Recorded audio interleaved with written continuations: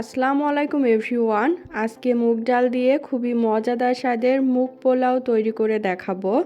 এই মুগ পোলাওর রেসিপিটা যেমন বেগুন ভাজি, মাছ ভাজির সাথে পরিবেশন করা যাবে, তেমনি কাবাব, মাংস, কোরমা, রোস্ট এই সব রেসিপির সাথেও পরিবেশন করা যাবে। মুগ পোলাও এই রেসিপিটা তৈরিটা যতটা সহজ, তেমনি খেতে অনেক বেশি মজার। তাহলে ভিডিওটি দেখে নেওয়া যাক। মুগ পোলাও তৈরি করার জন্য প্রথমেই চুলায় একটা কড়াই বসিয়ে চুলার জালটা মিডিয়াম হাই আঁচে রেখে কড়াইয়ে পরিমাণ মতো তেল দিয়ে গরম হয়ে গেলে 2টা তেজপাতা, 2 টুকরো দারুচিনি আর 3টা দিয়ে দিলাম সবুজ এলাচ।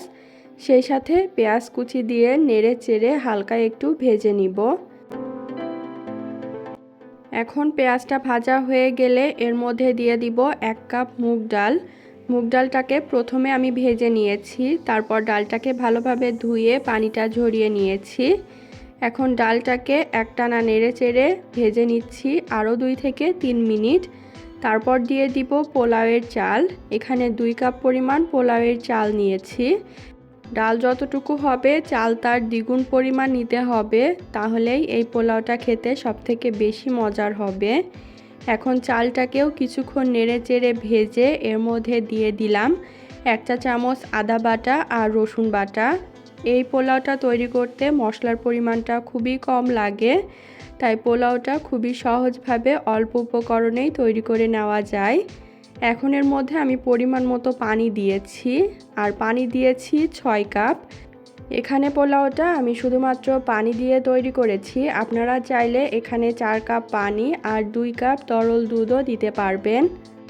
এখন ঢাকনা দিয়ে ঢেকে চুলার জালটা হাই আঁচে রেখে আমি জাল করব প্রায় 5 থেকে 7 মিনিট। তারপর ঢাকনাটা উঠিয়ে এর মধ্যে 5-6টা দিয়ে দিব কাঁচামরিচ চেরা আর স্বাদমতো দিয়ে দিব লবণ। তারপর সব কিছু একসাথে নেড়ে মিশিয়ে ঢাকনা দিয়ে ঢেকে অপেক্ষা করব চালের মধ্যে পানিটা প্রায় শুকিয়ে যাওয়া পর্যন্ত। চালের মধ্যে পানিটা প্রায় শুকিয়ে গেলে ঢাকনাটা উঠিয়ে আরেকবার সব কিছু একসাথে নেড়ে মিশিয়ে দিতে হবে। আর ওপর দিয়ে দিতে হবে পেঁয়াজ বেরেস্তা আর ঘি।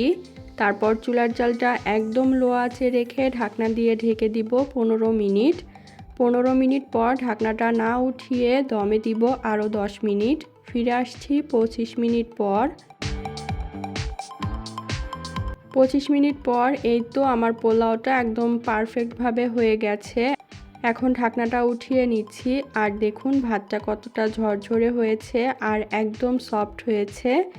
এখন মুগ পোলাওটা আমি একটা সার্ভিং প্লেটে সার্ভ করে নিচ্ছি, আর ওপর দিয়ে কিছুটা পেঁয়াজ বেরেস্তা ছড়িয়ে পরিবেশন করে নিব। আজ এ পর্যন্তই। ভিডিওটা ভালো লাগলে অবশ্যই চ্যানেলটাকে সাবস্ক্রাইব এবং পেজটাকে ফলো করে দিবেন, আর ভিডিওতে একটা লাইক দিয়ে দিবেন। আল্লাহ হাফেজ।